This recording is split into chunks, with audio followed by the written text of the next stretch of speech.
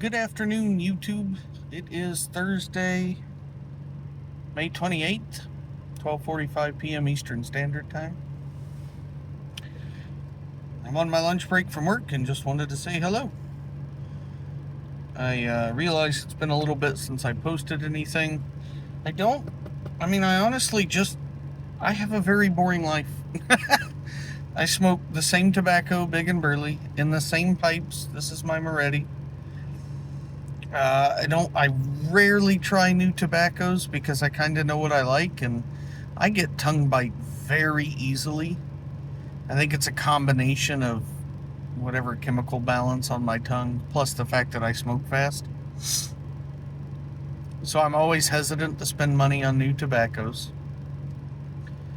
So I found what I like and I kind of stick with it, and there's just not a lot going on.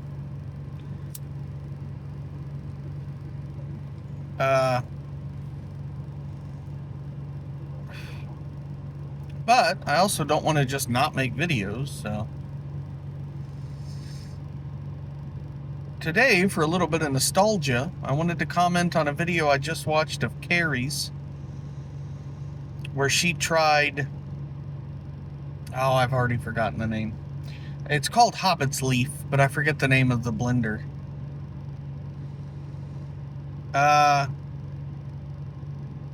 Carrie was not a fan.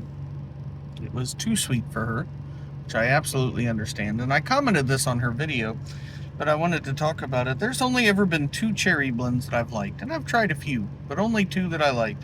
One is Colt Blood Red, and I think that's a pretty popular one. It's a decent cherry blend in my opinion. I don't smoke aromatics anymore, ever. If I were to buy an aromatic, that's the only one I would buy, because the other one that I really liked is no longer made.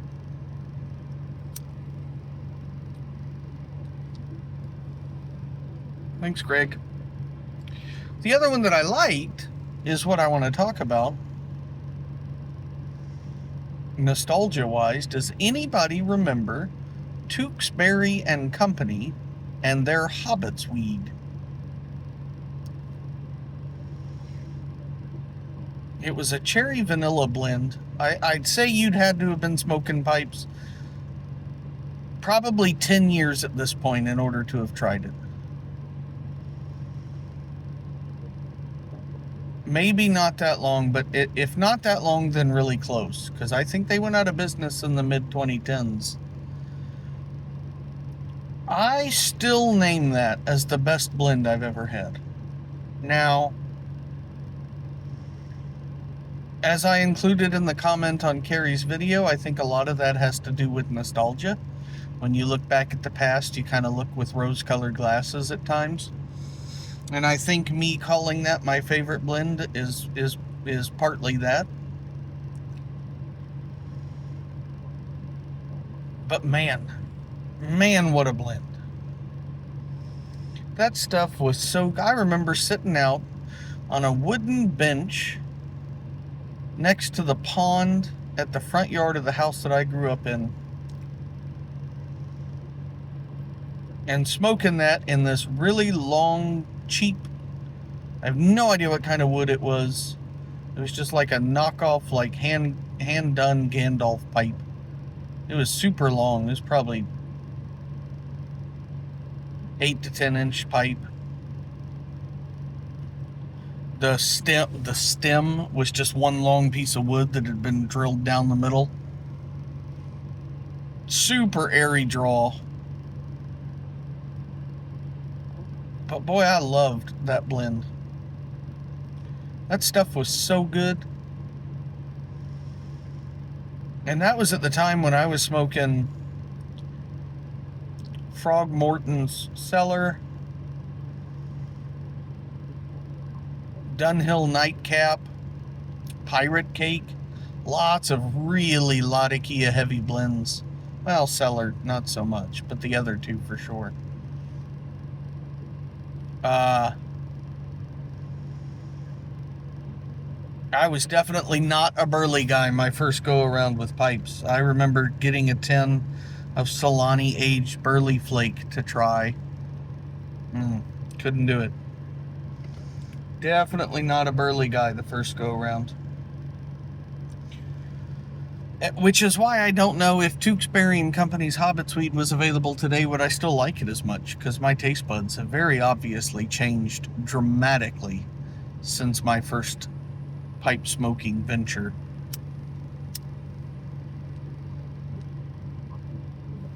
The most amount of Latakia these days I get, it seems, is in Big and Burley, and that is just that's like a sprinkling of salt.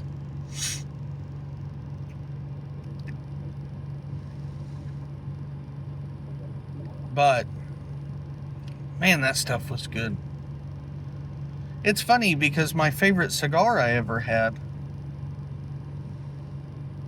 was a Nestor Miranda Special Selection in a size and blend that is no longer offered. And it is the one cigar I can remember. So first of all, to preface, my palate is not super refined. I don't pick out all the little nuances and flavors that everybody else, well, not everybody, but that a lot of people can, particularly with cigars. That cigar, though, on probably 30 to 40% of the puffs I took from it, it tasted almost like I was biting into a milk chocolate bar. It was incredible. I loved it. The construction was subpar. It fell apart on a regular basis. But man, did it taste good.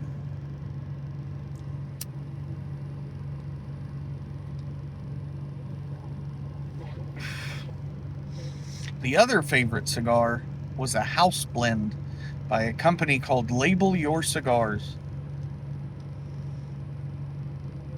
They used to sell their own house blend barber pole. And you used to be able to get, I want to say it was a bundle of 20 for like $26. Incredible construction. If you are familiar with Cigar Obsession and you go back to his old videos, he has a review for that cigar. Or better yet, go to his website. You can find it there. He has a review for the barber pole, and impeccable cigar. For this, I mean, the price, even taking the price out of it, just great flavor, great construction. I'm on a tangent now. I just realized this conversation started about pipe tobacco, and now I'm on cigars. But nostalgia in general for old experiences. I think it's very similar to video games. You know, people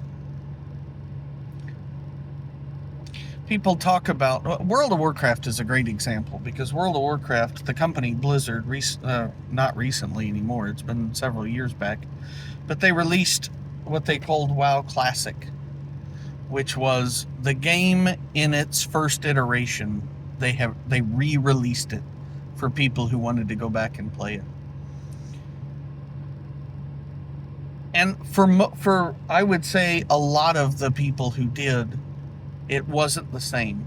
And I think because when you think back on those experiences,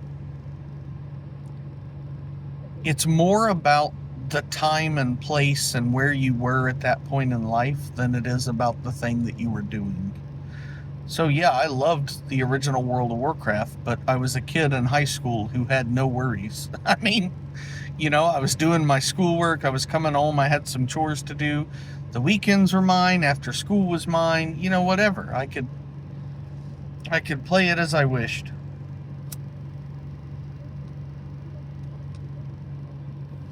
And I think that is what most people missed more. Now we're all old and stupid adult responsibilities.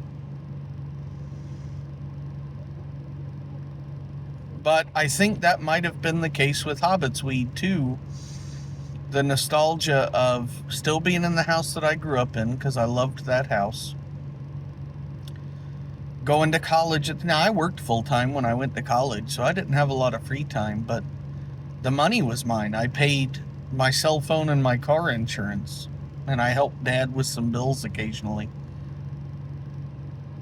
Chipped in for groceries or whatever. My schooling was paid for at first by scholarships, and then I had to take a few loans out, which, by the way, I paid on for years and years, and I still currently owe more than the amount I initially took. So that's fun. That's a topic for a different day. But I just think when we get in those nostalgic moods, we have to keep in mind that it's nearly impossible to recreate because we're not in the same point in life that we were.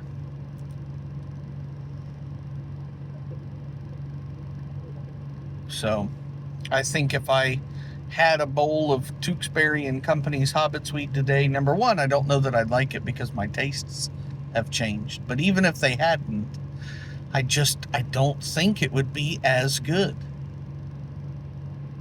Because it's a different time. Anyways, that's me just rambling. Like I said, big and burly, the Moretti monster, which compared to some of the pipes Moretti makes, this is not a monster, but it's a chunky one. Hope y'all are having a great week. Tomorrow's Friday, thank goodness. I hope everybody had a thoughtful and meaningful Memorial Day.